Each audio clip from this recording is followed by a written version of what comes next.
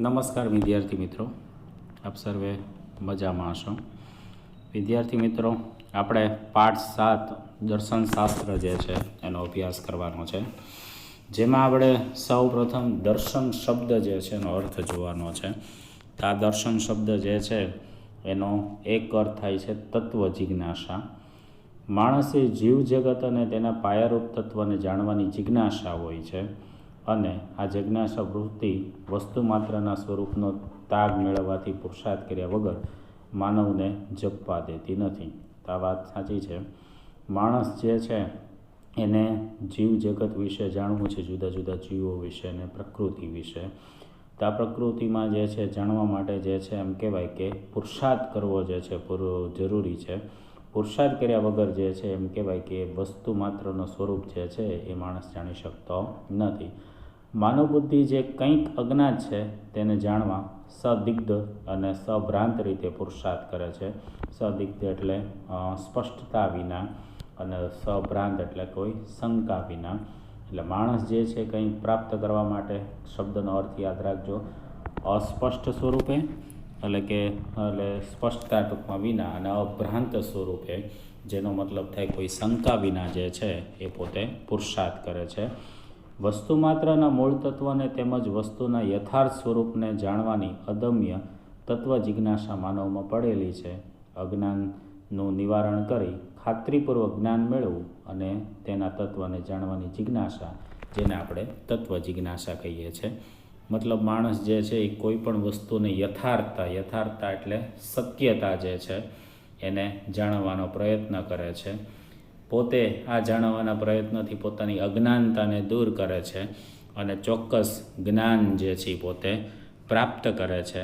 લગભગ 3000 વર્ષથી ભારતે કરેલું ચિંતન ભારતીય માનસિક અજોડ અને અપ્રતિમ તત્વ જિજ્ઞાસાનું સાક્ષી છે. કારણ કે આપણે જોઈએ છીએ તત્વજ્ઞાનમાં ઘણી બધી બાબતો એવી રહેલી છે કે જે ચિંતન સ્વરૂપે આપણા ઋષિમુનિઓ અને આપણા જે ટૂંકમાં એમ કહેવાય તત્વચિંતકો જે છે એના દ્વારા આપણને પ્રાપ્ત થયેલી છે. આ પ્રાપ્ત થયેલી માહિતી છે વિદ્યાર્થી મિત્રો, યાદ રાખજો, 3000 વર્ષના પ્રયત્ન અને ફળ સ્વરૂપે આપણને આ પ્રાપ્ત થયેલી છે. તત્વ જિજ્ઞાસાનો હેતુ સત્યનું શોધન, સત્યનું ચિંતન, સત્યવાણી, સત્ય આચાર અને સ્વપુરુષાર્થ દ્વારા સત્યની પ્રતીતિ થવી વગેરે આગ્રહ ભારતીય ચિંતન રાખે છે. મતલબ તત્વ જિજ્ઞાસા દ્વારા જે છે જે કાંઈ એમ કહેવાય કે પ્રાપ્ત કરે છે એમાં સત્યની શોધ થવી જોઈએ, સત્યનું ચિંતન થવું જોઈએ, સત્યવાણી જે છે લોક વ્યવહારમાં ઉપયોગ થવો જોઈએ, અને આચાર છે, વર્તન છે એ પણ સત્ય થવું જોઈએ. આ બધી બાબતોનો જે છે એ તત્વ જિજ્ઞાસા રૂપી જે છે પ્રાપ્ત કરવા માટે એક આગ્રહ રાખવામાં આવે છે. પછી વાત કરી દર્શનશાસ્ત્ર. સ્વ પુરુષાર્થથી થતી સત્યની શોધ કે પ્રતીતિ માટે સામાન્ય અર્થમાં દર્શન શબ્દ વપરાય છે. એટલે માણસ છે એ પોતાના પ્રયત્નથી સત્યને શોધે તો વિદ્યાર્થી મિત્રો એને દર્શન શબ્દ જે છે ઓળખવામાં આવે છે. એક રીતે કહીએ તો એને સત્યના દર્શન થયા એવા શબ્દથી આ દર્શન શબ્દ જે છે એનો ઉપયોગ થાય છે. પરંતુ તેના યોગ્ય અર્થને પામવા માટે આપણે દર્શન શબ્દની વ્યુત્પત્તિ જે છે એ જોઈએ તો દર્શન શબ્દની વ્યુત્પત્તિ પ્રાપ્તનો અર્થ છે દૃશ્યતે તત્વમ અનેન ઇતિ દર્શનમ, જેના દ્વારા વસ્તુ કે સત્યનું તાત્વિક સ્વરૂપ જે આપણને જાણવા મળે તો એને વિદ્યાર્થી મિત્રો દર્શન કહેવાય છે. તો ખાસ યાદ રાખજો વિદ્યાર્થી મિત્રો કે દર્શન કોને કહેવાય, તો કે જેના દ્વારા સત્યનું સ્વરૂપ આપણને જાણવા મળે છે તો એ બાબત જે છે એને દર્શન કહેવાય છે. અને આ દર્શન જે છે એ કોઈ વ્યક્તિના પ્રયત્નના ફળ સ્વરૂપે પ્રાપ્ત થતું હોય છે. અને એવા આપણે જે છે જુદા જુદા 9 દર્શનો જે છે એ આપણા ભારતીય તત્વચિંતકો ઋષિમુનિઓ જે છે એણે નિર્માણ કરેલા છે, કે જે આપણે આગળના અભ્યાસમાં જે છે એના નામ સાથેના સ્વરૂપને આપણે જોઈશું. પછી આગળ વાત કરીએ તો આપણે કોણ છીએ, ક્યાંથી આવ્યા, દૃશ્યમાન જગતનું સાચું સ્વરૂપ શું, તેની ઉત્પત્તિ કેવી રીતે થઈ, આ સૃષ્ટિનું કારણ શું છે, આ કારણ ચેતન છે કે જળ છે, આપણું કર્તવ્ય શું, સારી રીતે જીવન જીવવા માટે આપણે યોગ્ય સાધનો કયા છે, જીવનનું પરમ ધ્યેય શું છે, આ પ્રકારની જિજ્ઞાસાનું યોગ્ય સમાધાન જે છે એ આપણને દર્શનમાંથી મળે છે. મતલબ એમ કહેવાય કે દર્શન આપણા જે શાસ્ત્રો છે એમાંથી આ બધા જ પ્રશ્નોને આપણને જવાબ મળે છે. તો મેં હમણાં જ તમને કીધું એમ કે આપણા દર્શનશાસ્ત્ર જે છે એના કુલ 9 પ્રકારો છે અને આ દર્શનશાસ્ત્ર આપણા જુદા જુદા ઋષિમુનિઓ અને તત્વચિંતકો જે છે એમ કહેવાય કે એનું નિર્માણ કરેલું છે. એણે એમાં સત્યની શોધ કરેલી છે, જેના દ્વારા આપણને આ બધા જ પ્રશ્નો કે આપણે કોણ છીએ, માનવ શું છે, ક્યાંથી એનો ઉદ્ભવ થયો, બીજું જગતનું સાચું સ્વરૂપ શું, જગતની ઉત્પત્તિ કેમ થઈ, સૃષ્ટિ શું છે, સૃષ્ટિ જે છે એમ કહેવાય કે ચેતન જળ સ્વરૂપે છે કે ચેતન સ્વરૂપે, માણસનું કર્તવ્ય શું, આ બધા જ વગેરે પ્રકારના પ્રશ્નો જે છે એના જવાબ વિદ્યાર્થી મિત્રો આપણને દર્શનશાસ્ત્રમાંથી મળે છે. દર્શન એ દર્શનશાસ્ત્ર કહેવામાં આવે છે. શાસ્ત્ર શબ્દ શાસ એટલે કે સંસ એમ 2 ધાતુના નિષ્પન્ન થયેલો છે, જેનો ક્રમશઃ શાસન અને સંસન થાય છે.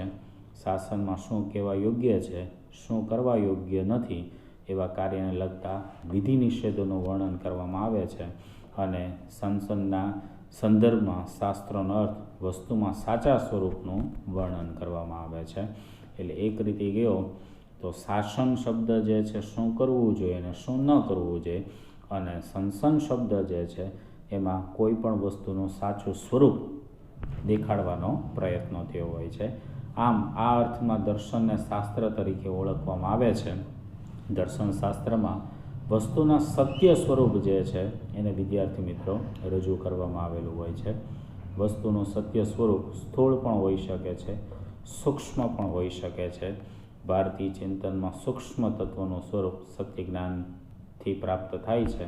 આ સંદર્ભમાં દર્શન શબ્દ ફલિત થાય છે. એટલે સાદી ભાષામાં તમે એટલું યાદ રાખો કે જેના દ્વારા સત્ય અને શંકા અને ભ્રમણાથી મુક્ત એવું જ્ઞાન પ્રાપ્ત થાય છે, એવા જે બધા શાસ્ત્રો છે તો એને આપણે દર્શનશાસ્ત્ર કહી શકીએ છીએ.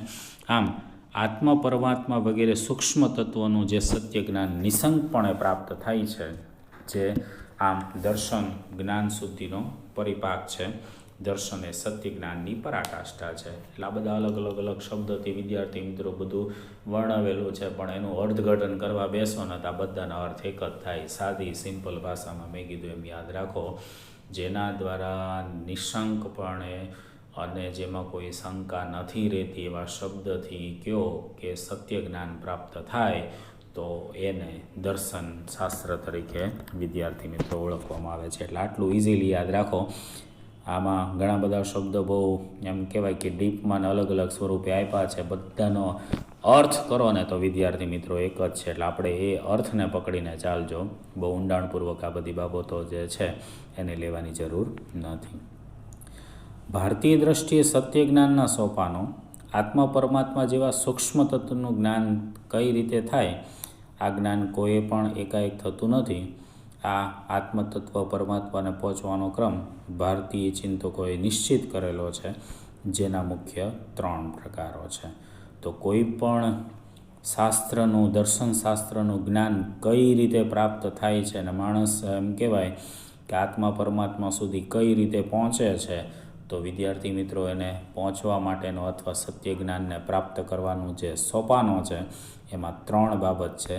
શ્રવણ છે, મનન છે અને નિધિધ્યાસન છે. બરાબર, શબ્દ યાદ રાખજો. 3 માર્કમાં આ મુદ્દો જે છે એ પૂછી શકે છે કે ભારતીય દ્રષ્ટિએ સત્ય જ્ઞાનના સોપાનો કયા કયા અને કેટલા એ સમજાવો. અને 1 માર્કમાં પણ તમને જે છે પૂછી શકે છે. તો ખાસ યાદ રાખજો, શ્રવણ, મનન અને નિધિધ્યાસન. શ્રવણ એટલે કે અનુભવીઓ પાસેથી અનુભવો દ્વારા સંગ્રહિત શાસ્ત્રવાણી દ્વારા આત્મા પરમાત્મા જેવા સૂક્ષ્મ વિષયો અંગે જાણવું, તો એને કહેવાય છે શ્રવણ. એટલે જે આપણા જ્ઞાની પુરુષો છે એ જ્ઞાની પુરુષોની સાથે આપણે એમ કહેવાય કે ગોષ્ઠી કરીએ, એની સાથે જે છે એમ કહેવાય કે આપણે બેસીએ અને એના ચરણોમાં રહી અને જ્ઞાન જે છે એની પાછળ છે એ કથા શ્રવણ દ્વારા અથવા ગોષ્ઠી દ્વારા જે છે એ આપણે પ્રાપ્ત કરીએ. અને એમ જે જ્ઞાન પ્રાપ્ત કરીએ છીએ અને આપણને આત્મા પરમાત્મા જેવા સૂક્ષ્મ વિષયોની જાણકારી પ્રાપ્ત થાય છે વિદ્યાર્થી મિત્રો, એને આપણે શ્રવણ કહી શકીએ છીએ. એટલે એક રીતે કહીએ તો કોઈ કોઈ ઋષિમુનિ કે કોઈ ટૂંકમાં એમ કહેવાય કે દેવી શક્તિ કે જેના દ્વારા આપણને જ્ઞાન જે છે સાંભળવાનો મોકો મળે છે ને એના દ્વારા જ્ઞાન પ્રાપ્તિ થાય છે, તો એને આપણે શ્રવણ કહેશું. બીજું છે મનન. જે સાંભળ્યું છે તેના ઉપર ગંભીરતાપૂર્વક વિચાર કરવો, તાર્કિક રીતે ચિંતન કરવું, તો એને મનન કહેવાય છે. તો મનન શબ્દ આપણા માટે કંઈ નવો નથી. કોઈ પણ બાબત ઉપર ઊંડાણપૂર્વક ચિંતન અને વિચાર કરવો એટલે એ પ્રક્રિયા જે છે એને વિદ્યાર્થી મિત્રો મનન કહેવાય છે. અને નિધિધ્યાસન એટલે કે મનની ભૂમિકાએ થતા ચિંતનમાં કોઈ પણ મતને લગતા રાગ દ્વેષથી સાવધાનીપૂર્વક રહી અને સમીક્ષાત્મક રીતે કરાતું સૂક્ષ્મ ચિંતન એને કહેવાય છે નિધિધ્યાસન. મતલબ એક રીતે કહ્યું તો કોઈ પણ પ્રકારના આપણામાં રાગ દ્વેષ ઈર્ષા કે એવા કોઈ પણ દુર્ગુણો ન આવે અને એવી રીતે કરેલું સૂક્ષ્મ જે છે સમીક્ષા, અને એ સમીક્ષા દ્વારા જે છે આપણને જે ટૂંકમાં જ્ઞાન પ્રાપ્ત થાય છે કે જેમાં કોઈ વિવાદ નથી રહેતો, કોઈ ટૂંકમાં રાગ દ્વેષ નથી હોતો, અને એવી રીતે કરેલું જે છે સમીક્ષા દ્વારા પ્રાપ્ત થતું જે ચિંતન દ્વારા જ્ઞાન એને વિદ્યાર્થી મિત્રો નિધિધ્યાસન કહેવાય છે.